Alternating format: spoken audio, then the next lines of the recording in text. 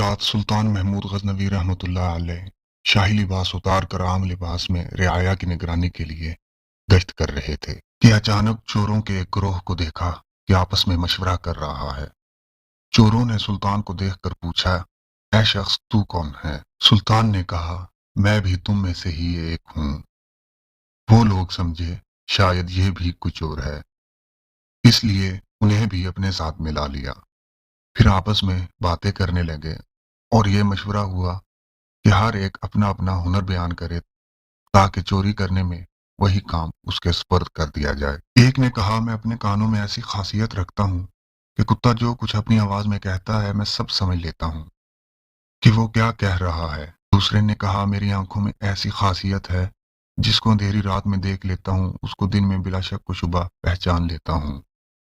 تیسرے نے کہا، میرے بازوؤں میں ایسی خاصیت ہے کہ میں ہاتھ کے زور سے نقب لگا لیتا ہوں، یعنی گھر میں داخل ہونے کے لیے مضبوط دیوار میں بھی ہاتھ سے سوراخ کر دیتا ہوں۔ چوتھے نے کہا، میں مٹی سونگ کر معلوم کر لیتا ہوں کہ اس جگہ خزانہ دفن ہے یا نہیں۔ پانچویں نے کہا، میرے پنجے میں ایسی قوت ہے کہ خواہ محل کتنا ہی بلند ہو لیکن میں اسے اپنے پنجے کے زور سے کمند کو اس محل کے کنگرام میں مضبوطی سے لگا دیتا ہوں، اس مکان میں آسانی سے داخل ہو جاتا ہوں۔ پھر سب نے مل کر بادشاہ سے دریافت کیا کہ اے شخص تیرے اندر کیا ہنر ہے جس سے چوری کرنے میں مدد مل سکے۔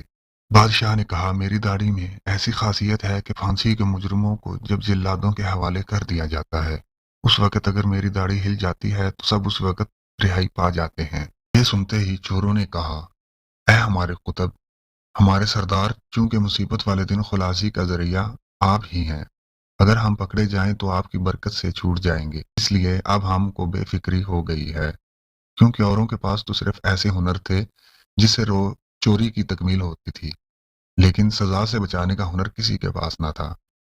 یہی کسر باقی تھی جو آپ کی وجہ سے پوری ہو گئی۔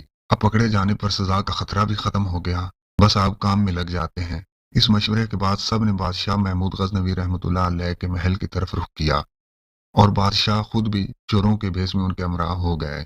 راستے میں کتا بھونکا تو پہلے چور نے کہا، کتے نے کہا ہے کہ تمہارے ساتھ بادشاہ بھی ہے، لیکن اس کی بات کی طرف چوروں نے دھیان نہ دیا کیونکہ لالچ ہنر پر پردہ ڈال دیتی ہے۔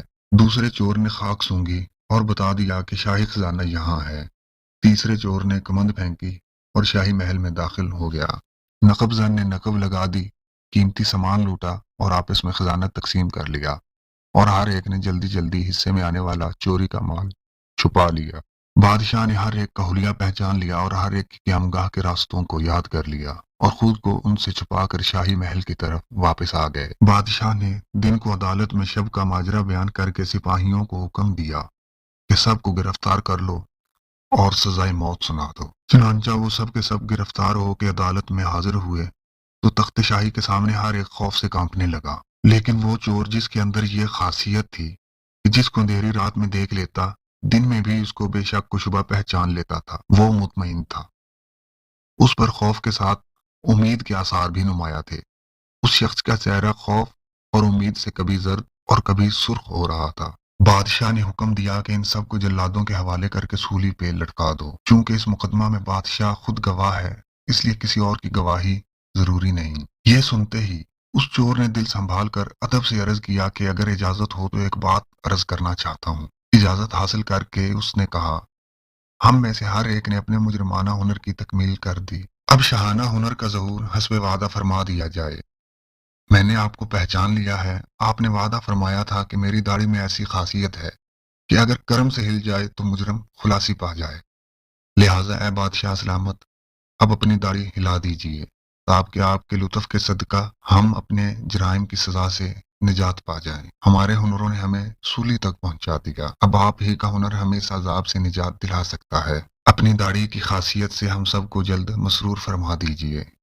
بادشاہ اس گفتگو سے مسکرایا اور فرمایا کہ تم میں سے ہر شخص نے اپنی خاصیت دکھا دی، حتیٰ کہ تمہارے کمال اور ہنر نے تمہیں عذاب میں مبتلا کر دیا سوائے اس شخص کے۔